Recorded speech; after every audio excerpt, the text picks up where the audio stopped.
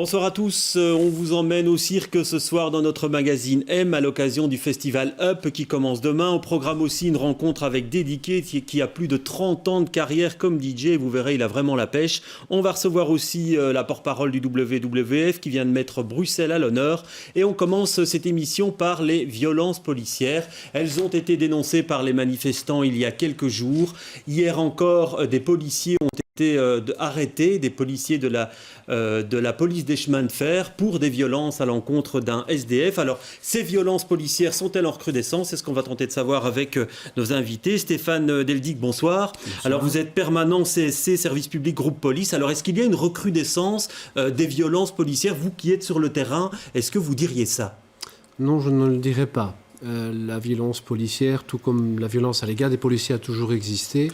Mais je crois qu'à l'heure actuelle, nous disposons de moyens pour avoir une recrudescence de l'enregistrement de ce genre d'actes. Oui, alors les moyens, est-ce qu'ils vous semblent suffisants, Alexis de Soif, à la Ligue des droits de l'homme? Vous êtes très critique et vous dites qu'il y a plus de violences policières aujourd'hui. En tout cas, la Ligue des droits de l'homme est davantage interpellée par des citoyens qui sont victimes de violences policières depuis plusieurs années. Et c'est pour cette raison-là que nous avons lancé un observatoire de violences policières il y a exactement 1 an, sous la forme d'un site internet. Mais vous diriez qu'il y en a plus, en fait. Et effectivement, nous avons l'impression, sans pouvoir objectiver en chiffres absolus, ou en tout cas, s'il n'y a pas d'augmentation en chiffres absolus, les personnes qui en sont victimes en parlent davantage, ce qu'ils ressentent vraiment comme une injustice. Parce que le rôle de la police, c'est assurer les droits fondamentaux et la sécurité des citoyens. Et on voit quand même que pas seulement dans des manifestations, mais aussi dans la vie de tous les jours, de plus en plus de cas de violences policières. Ouais. Alors Stéphane Deldic, c'est vrai que les plaintes au comité P sont de plus en plus nombreuses. Est-ce que ça vous semble significatif? Encore une fois, je crois que c'est une prise de conscience des gens, du citoyen, des démarches qu'il peut entreprendre. Je crois que c'est une bonne chose. Je crois qu'ensuite, au-delà du chiffre ou de l'inventaire que l'on peut en faire, je crois qu'on doit s'attacher aux causes. Je crois qu'on doit essayer de trouver ensemble des solutions à cela. Et les causes, quelles sont-elles selon vous? Pourquoi à un moment donné, un policier perd ses moyens et se rend coupable de violence? Lorsqu'on lit justement, fait allusion au comité P, et lorsque l'on lit le rapport du comité P, on se rend compte très rapidement que bien souvent, et fort heureusement, ce sont des cas isolés.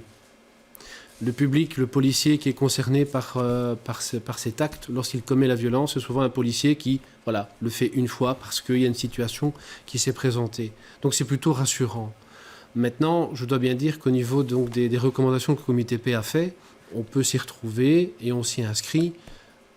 La formation, le suivi de la gestion du stress nous paraît déjà un élément très intéressant et une piste à suivre en tout cas. Oui, alors je vous ai vu là, vous n'étiez pas tellement d'accord avec ce qui vient d'être dit. Oui, lors de manifestations à Bruxelles, on voit qu'il y a un réel problème avec la zone Bruxelles XL où beaucoup de manifestations dégénèrent plus par l'action de la police que par les revendications des manifestants. Et la Ligue des droits de l'homme, il voit une forme de criminalisation des mouvements sociaux ou de la contestation sociale. Et donc il y a un réel problème à Bruxelles par rapport à ça. Alors par rapport à ça, un problème spécifique dans la zone Bruxelles XL, vous avez envie de répondre quoi? Problème spécifique, écoutez, vous savez, je crois qu'il y a entre 5 et 600 manifestations sur l'entité bruxelloise. Bon, je ne représente pas la zone de police, je préfère quand même le stipuler. Mais je pars du principe que lorsque l'on voit le nombre de manifestations qui se déroulent, est-ce qu'il est déraisonnable de penser qu'il peut effectivement y avoir un souci à un moment donné? Ben non, je crois que tout le monde le comprendra. Mais je reviens à ce que je disais depuis tantôt. Si tel est le cas, attachons-nous aux causes et essayons de trouver des solutions. Et donc il y a un problème de formation, il y a un problème d'encadrement. On met des personnes qui ne devraient pas être à ce moment-là, dans cette situation-là, qui n'ont pas été assez formées. Les policiers reçoivent des formations tout au long de l'année. Il y a une formation continuée. Le problème, c'est qu'il faut voir, suite à ce genre d'action, à ce genre de violence policière, quelle est la réponse à laquelle la hiérarchie peut apporter comme réponse. Je crois que dans la formation telle qu'elle est prescrite actuellement, il y aurait peut-être besoin de rappeler certaines choses. Je rappelle quand même que lorsqu'un policier doit user de la force légitime, elle doit être légitime, elle doit être légale. Et j'ose espérer quand même que dans la majorité des cas, c'est le cas. Ouais. Alors Alexis de Soif, par rapport à ça, vous avez l'impression, vous, qu'il manque d'encadrement, qu'on manque de formation, il y a peut-être qu'il un problème faut de mettre formation. des instruments en plus? Il y a peut-être un problème de formation. Nous sommes les premiers à la Ligue des droits de l'homme de reconnaître que la police fait un travail difficile, qu'il y a peut-être plus de violence dans la société qu'il y a quelques années, mais on constate un problème d'impunité de fait. Et c'est ce qu'on dénonce à la Ligue des droits de l'homme, c'est que trop souvent, et nous dénonçons aussi la violence faite aux policiers, mais si moi je donne un coup de poing à un policier, je serai rapidement traduit devant les tribunaux. Le sens inverse doit être vrai aussi. Or, dans ce cas-là, souvent on voit une impunité de fait, tant au niveau disciplinaire, avec on essaye d'étouffer l'affaire, il n'y a pas de sanction disciplinaire, qu'au niveau judiciaire, où les parquets ne sont pas assez réactifs. Alors on ne sanctionne pas assez, c'est ça en fait. Citer en justice les policiers coupables, parce que c'est l'impunité qui nourrit finalement la violence suivante. Ouais. Et donc c'est vraiment important de lutter contre l'impunité, et aussi dramatique que soient les derniers cas de Molenbeek et de la gare du Midi. La bonne nouvelle, entre guillemets, c'est qu'il y a eu des sanctions disciplinaires pour l'affaire à Molenbeek, et que les 2 policiers de la gare du Midi ont été placés sous mandat d'arrêt, ce qui est un signal extrêmement fort de la justice. Par rapport à cette impunité, par rapport au fait qu'on ne sanctionne pas en fait les policiers ou pas assez, qu'est-ce que vous en pensez? Mauvais procès selon vous? Oui, mauvais procès, bien évidemment. Bien évidemment. L'impunité, tout comme la violence d'ailleurs, si vous me permettez, le comparatif, c'est le miroir. Les policiers sont également victimes, et les policiers ont également le sentiment qu'il y a de l'impunité par rapport aux personnes qui peuvent être également les auteurs d'actes de violence. Ceci dit, je vais prendre un chiffre. Relisez le rapport du comité P sur les dossiers qui ont été traités, sur les 39 dossiers qui ont abouti à une sanction. Ils se sont rendus compte que dans 39 dossiers, dans 29 cas, c'est suite à quoi? Au témoignage de collègues qui ont dénoncé leurs propres collègues. Ça, donc je crois que c'est quand même un signal fort de bien faire comprendre à la population que la majorité des policiers fonctionnent bien et n'admettent pas les brebis galeuses. Serions-nous, nous, capables de dire ou de prétendre que nous souhaitons garder ces brebis galeuses et que l'impunité sous-entend un système qui n'existe pas? C'est finalement dans l'intérêt de la police aussi de lutter contre ce problème des violences policières pour restaurer la confiance que le citoyen peut avoir dans le service public qu'est la police. Et nous voyons au niveau des chiffres de l'Observatoire des violences policières, obspol.be, les premiers enseignements montrent par exemple, et je vais citer 3 chiffres, un tiers des cas de violence policière, c'est quand la personne est déjà maîtrisée par le policier en question. C'est absolument inacceptable, déjà menotté. Dans un quart des cas, la violence se passe au sein du commissariat, par exemple, quand la personne vient elle-même déposer une plainte. Et dans de nombreux cas, il y a des injures racistes qui accompagnent les violences policières. Alors par rapport à cela, votre réponse, et puis on devra hélas en terminer. Je crois que le débat des chiffres n'est pas très relevant pour le téléspectateur, mais moi j'ai 2 chiffres à vous donner. Tout au long de sa carrière, 82% des membres du personnel policier ont été victimes de 67% donc, victimes de violence. 67% des membres du personnel qui ont été victimes n'ont jamais déposé plainte, n'ont jamais entrepris de démarche. Ça veut tout dire aussi. Oui, mais pour la victime de violences policières, on le constate aussi, c'est un parcours du combattant pour déposer plainte, faire valoir ses droits en justice, parce que c'est souvent la parole de la victime contre celle du policier. On voit que les policiers déposent plainte pour rébellion, et c'est là aussi qu'on veut, à la Ligue des droits de l'homme, apporter une information de comment pouvoir faire valoir ses droits, tout en se disant... entrons en dialogue avec la police pour justement essayer de diminuer ce phénomène inacceptable en démocratie. Ouais. Alors rapidement pour terminer, la Ligue des droits de l'homme dit que le comité P n'est pas assez indépendant, qu'il faut créer un autre organe indépendant. Alors vous dites quoi par rapport à cela? Ok, banco, on y va ou on n'a pas besoin de ça? Non, je crois pas. Je ne perçois en tout cas pas un manque de confiance dans le comité P. Le comité P a ses prérogatives, l'inspection générale, l'AIG a également ses prérogatives, je le souligne. Ce sont 2 organes qui fonctionnent bien, ils ont un rapport annuel. Moi, quand je lis ce rapport, je n'ai pas en tout cas le sentiment qu'il y a une incompétence qui peut être relevée. Donc moi, j'ai confiance en l'institution, effectivement. Voilà, on voit qu'on ne vous mettra pas d'accord, en tout cas sur certains points, même s'il y a eu des rapprochements sur d'autres. Sûr. Merci en tout cas d'être passé sur notre plateau. Et on va passer maintenant à la deuxième partie de notre magazine. On va accueillir la porte-parole du WWF qui vient de mettre Bruxelles à l'honneur.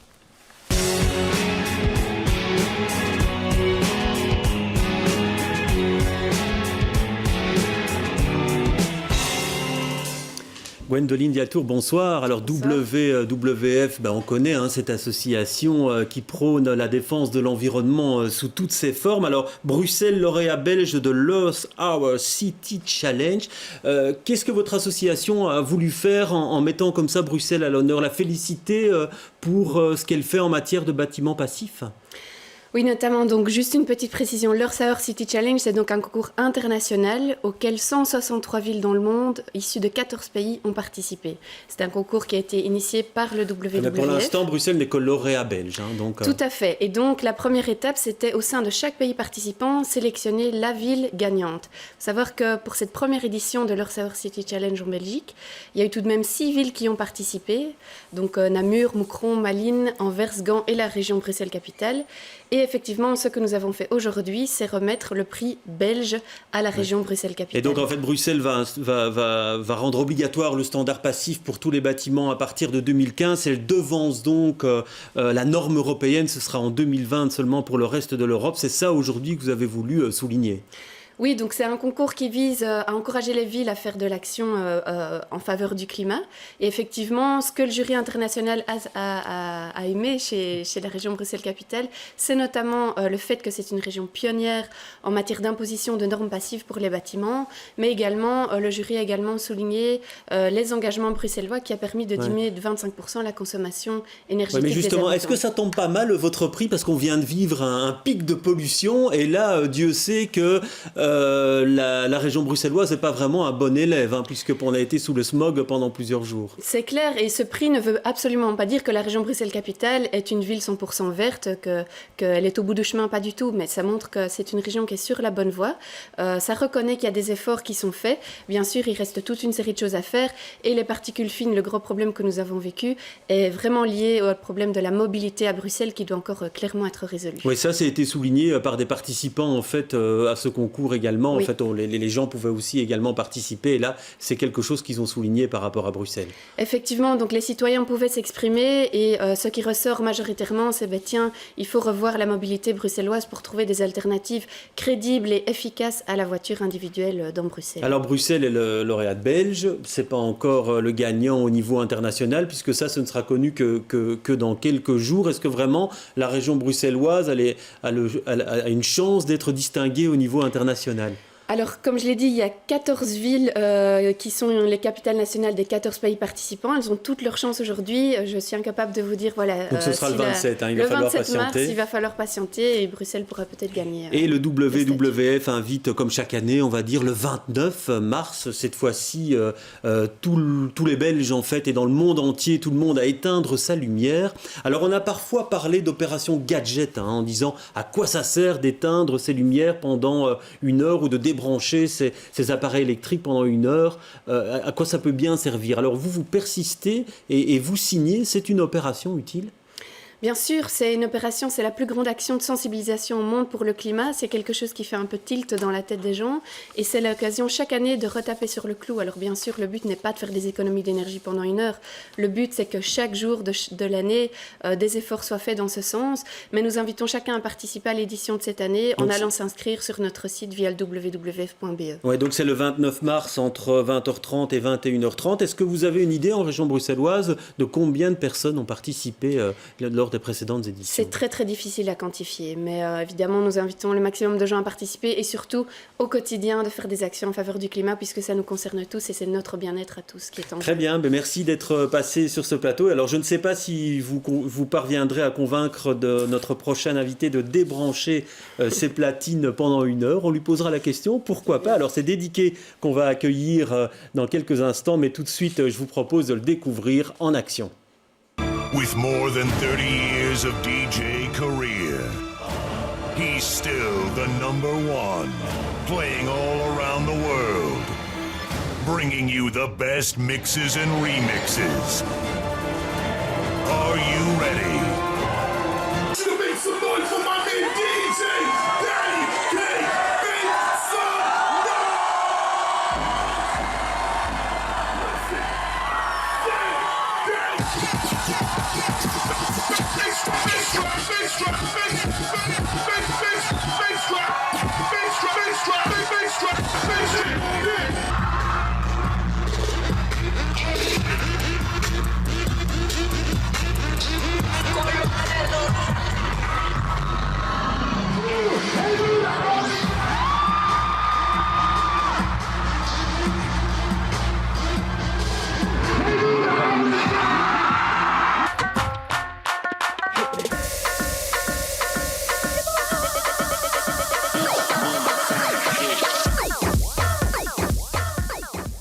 Bonsoir Dédiqué. Alors ça doit faire quelque chose de voir tous les gens comme ça tout d'un coup se lever, danser tous ensemble. Ça fait des frissons, ça fait des frissons. C'est aussi mon moteur en fait, donc ça me donne l'énergie d'en donner encore plus, quoi. Et donc débrancher votre platine pendant 1 heure, là je crois pas que vous le ferez. Non, jamais.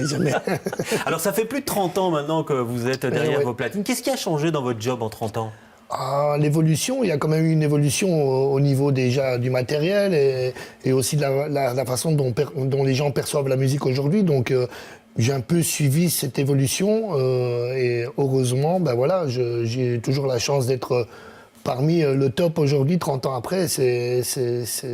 C'est une belle histoire, quoi. Donc, parce que maintenant, on a l'impression que cette musique-là, on la vit beaucoup en festival, que c'est là vraiment où elle prend toute sa dimension. Il y a une vraie différence entre les DJ de club et les DJ de festival, où en festival, on va dire que les gens viennent plus comme s'ils vont voir un artiste en concert. Tandis qu'en club, c'est plus un petit peu la frime, les sortir les bouteilles, montrer qu'on est un peu bien dans les coins VIP. Tandis que dans les festivals, les gens s'amusent, les gens lèvent les mains, répondent quand on leur dit de chanter. Enfin, il y a plus une complicité avec les gens dans les festivals que les clubs. Et alors, comment ça fonctionne ? Par exemple, vous écoutez un morceau, vous vous dites, tiens, là, je peux faire quelque chose. Comment est-ce que vous créez finalement ces remixes ? Parfois, j'ai une étincelle qui me dit, quand j'entends, je me dis, tiens, je verrais bien ça comme ça, ou je verrais bien ça en même temps avec ça, ou remixer avec ça. Puis j'essaye, je le teste chez les gens, et puis je vois en fonction de si ça réagit bien ou pas. Parce que finalement, vous en avez déjà tellement fait, vous devez avoir vos techniques, quoi, maintenant. Vous savez à peu près ce qu'on peut faire avec tel son, avec tel morceau. Ouais, mais il n'y a pas de formule secrète, donc il y a toujours ce doute. On est toujours un petit peu anxieux à chaque soirée, à chaque représentation. Moi, j'ai toujours ce stress de ma première soirée, quoi. Donc, je veux dire, même si je sais qu'il y a des acquis, même si je sais qu'il y a une certaine... Oui, parce que là, on dit que le romancier a peur de la page blanche. Voilà. Vous avez peur de quoi, en fait, avant de commencer un spectacle ? On a toujours peur de ne pas faire danser les gens, déjà, d'une part, parce que dans un premier but, on est là pour faire danser les gens et leur faire oublier leurs soucis quotidiens. Donc, on a toujours peur de cette non-réactivité, et puis aussi, peur de vouloir en faire trop aussi, ou pas assez. Donc c'est toujours un petit peu... Chaque public est assez différent, surtout en Belgique, on a notre public, à Bruxelles, il y a le public qui est déjà différent de la Wallonie, qui est différent de la Flandre. Donc il faut à chaque fois s'adapter, c'est pas toujours gagné. Parce que là, vous avez eu la chance de faire les premières parties d'artistes internationaux.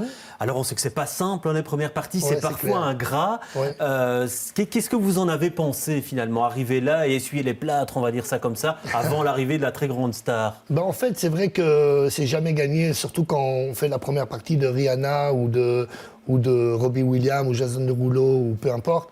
Je veux dire, les gens viennent au départ pour l'artiste, ils ne viennent pas pour la première partie. À la limite, ils s'en foutent. Donc, c'est un vrai challenge pour moi. Donc, j'essaye vraiment de les faire bouger au maximum pour que, de un, l'artiste qui m'a demandé de faire sa première partie soit content et que de deux... Donc, vous considérez ça comme un honneur à un moment donné? Vraiment. Donc, de toute façon, tout ce que je fais, c'est que du bonheur et c'est du bonus, quoi. Donc, je veux dire, pour moi, on me met à tel endroit, pour moi, je suis super gratifié, quoi. Alors, ceux qui vous ont connu il y a une vingtaine d'années, comme moi, se souviennent de Benny B, mais vous êtes fous.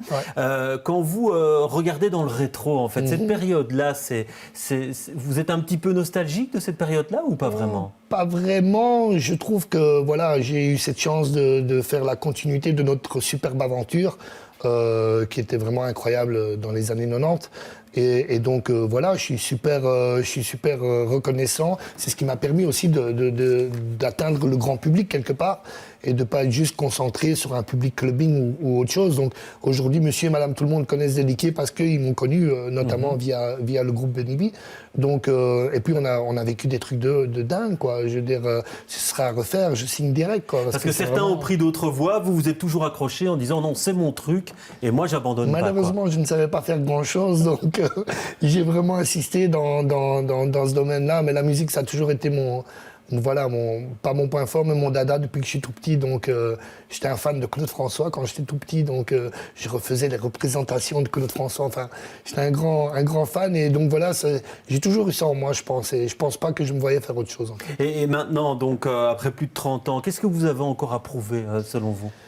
On a toujours des choses à se prouver soi-même déjà, d'une part, et puis on touche des nouvelles générations, parce que voilà, aujourd'hui, je me rends compte que les jeunes qui viennent, c'est pas les mêmes jeunes qui venaient il y a 10 ans, par exemple, dans mes soirées, et souvent, les jeunes d'aujourd'hui viennent me parler, ils me disent « Ah, mes parents sont fans de toi », donc on a envie de leur montrer qu'on est toujours présent, qu'on n'est pas un vieux ringard qui mixe aux platines. On a toujours envie de montrer qu'on est toujours à la page, quoi. Donc c'est toujours un challenge entre soi-même, quoi. Voilà, et pour ceux qui veulent vous voir en action, samedi, vous serez au Murano. Si vous êtes sur Bruxelles, vendredi Murano pour les hip-hop. Okay. Puis il y a le Carré dimanche. Voilà, on est là, on est full. C'est cool. Ok, très bien. Merci en tout cas, Ben Igby, d'être passé sur le plateau. Et on va terminer maintenant cette émission en vous proposant du cirque. Alors, pas le cirque classique, vous oubliez tout ce que vous connaissez sur le cirque. On va vous proposer du cirque contemporain avec le festival Up qui va déployer ses ailes à partir de demain dans plusieurs lieux de la région bruxelloise. Alors, regardez quelques images et on en parle juste après.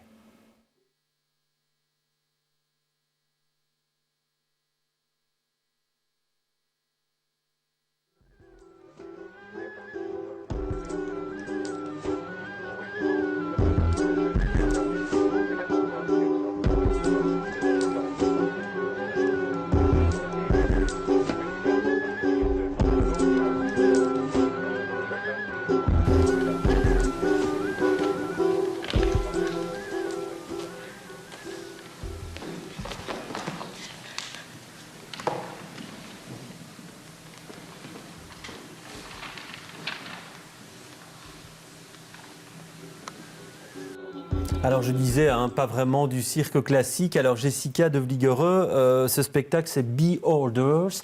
Alors qu'est-ce que ces artistes-là veulent montrer en fait dans ce spectacle ? Ils veulent tout d'abord montrer leur vie. C'est vraiment une narration de leur propre vie, de leur histoire, comme Palestiniens qui ont voyagé en Belgique, en France, en Italie pour étudier, qui retournent après en Palestine et qui vivent cette confrontation de venir d'un monde très renfermé. Alors certains vous diront que c'est un drôle de moyen d'expression, choisir le cirque pour dire sa vie. Oui, le cirque contemporain, c'est exactement ça, c'est raconter des histoires. C'est pas seulement choquer les gens ou impressionner les gens avec des techniques très incroyables, mais vraiment une narration. C'est au cœur du cirque. Ouais. Alors Catherine Magis, tous les spectacles racontent des histoires ou parfois c'est juste pour la beauté du geste en fait ? Moi je pense que tous les spectacles ne doivent pas raconter des histoires, mais par contre ils doivent venir des tripes, ça parle des émotions, ça parle des choses que les artistes vivent dans la société, parce qu'on n'oublie pas non plus que les circassiens sont des grands voyageurs, et donc finalement c'est une envie de passionner, de passer sur le plateau et via des techniques acrobatiques, circassiennes, chorégraphiques, numériques, toutes sortes de choses, parce que les circassiens finalement maintenant ont vraiment de plus en plus de palettes à leur corde. On ne dit pas ça, En tout cas, c'est de corde à son arc, voilà, on dit voilà. Merci. Tous les moyens sont bons. Mais en même temps, il y en a qui vont dire mais ça c'est une prise de tête, c'est pas pour moi en fait. Alors non, parce que moi je pense que le cirque contemporain n'est pas nécessairement un cirque élitiste. Nous, en tout cas à Catastrophe, ce qu'on veut défendre, c'est des artistes novateurs, des artistes qui ont des choses à dire, qui veulent donner un point de vue sur la société. Et leur mode d'expression, oui, il est physique, il est universel. Il n'y a pas de barrière de langue.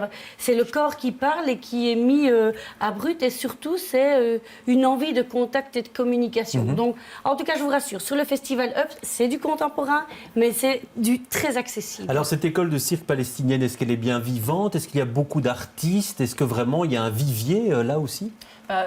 On a débuté seulement en 2006, alors c'est vraiment nouveau et il n'y avait pas de vie de cirque et même pas vraiment une vie d'art, de scène contemporaine en Palestine, c'est très très peu. Et alors on débute quelque chose, mais pour le moment, oui, ça devient connu et on a 160 personnes qui fréquentent l'école chaque semaine et dont on a quand même une dizaine, une quinzaine qui vraiment veulent devenir artistes cirque professionnels. Oui. Alors là, il y a plus de 20 spectacles dans différentes salles, un peu partout. Il y a un chapiteau à Kuckelberg, puisque Kuckelberg, ça va devenir la commune du cirque. Oui. On va dire ça comme ça. Et on voit en tout cas que ça foisonne. On voit, quand on voit les spectacles, c'est vrai que ça part dans tous les sens. Ça part dans tous les sens pour chatouiller tous les sens, mais c'est surtout le festival, il représente, en tout cas, on veut que ce soit un peu la prise de température de la création contemporaine. Dans la programmation, il y a énormément de spectacles belges. Je dis belges parce qu'il y a des spectacles francophones, il y a des spectacles néerlandophones. Les 3/4 quand même sont des spectacles francophones et néerlandophones. Et puis il y a des spectacles internationaux qui sont des coups de cœur parce que Catastrophe comme lieu de création accompagne beaucoup de projets qui viennent de l'international. Et voilà, il nous semble important aussi pour la population bruxelloise et les circassiens et les artistes qui n'ont pas nécessairement l'occasion d'aller faire le tour du monde, de voir ces petits bijoux et ces petites perles. Parce que ce qu'on voit en tout cas, c'est que le langage est universel. Effectivement, ces artistes peuvent se produire dans n'importe quel pays. En fait. Oui, exactement. Et voilà, le fait qu'on n'a pas besoin de beaucoup de mots pour raconter une histoire, ils utilisent leur corps. Alors là, ils passent vraiment dans tous les pays. Et c'est l'idée aussi que le cirque voyage, comme Catherine a dit déjà. Et ils restent. C'est pas basé sur le mot, c'est vraiment sur le corps. Ouais. Alors le meilleur moyen de vivre le cirque, ça reste le chapiteau, Catherine Magis? Moi, je pense que chaque compagnie ou chaque projet a sa belle place et il faut la trouver. Donc il y a des artistes de cirque qui vont travailler plus sur les scènes, il y a des artistes de cirque qui vont défendre et vouloir créer sous chapiteau parce que c'est un espace bien particulier. Il y a des spectacles de cirque qui sont créés pour l'espace public et il ne faut pas croire qu'on fait du cirque dans la rue parce qu'on n'a pas un bon spectacle ou parce qu'on n'a pas trouvé de toit pour nous accueillir. C'est vraiment un choix et une écriture spécifique. Et puis le cirque a aussi cette capacité de travailler sur des formats différents. La tradition du cirque voulait, on monte des numéros. Les circassiens contemporains travaillent aussi là-dessus. Des petites formes, des grandes formes, des spectacles plus circassiens dans la performance. C'est très variable, il y en a pour tous les goûts. Il y en a pour tous les goûts et il y en a aussi jusqu'au 30 mars. Donc à partir de demain et jusqu'au 30 mars, un peu partout à Bruxelles. Alors il y a un site internet, c'est upfestival.be. Vous aurez tous les détails, c'est très très bien fait. Merci d'être passé sur notre plateau. On se retrouve demain pour d'autres aventures. Très bonne soirée.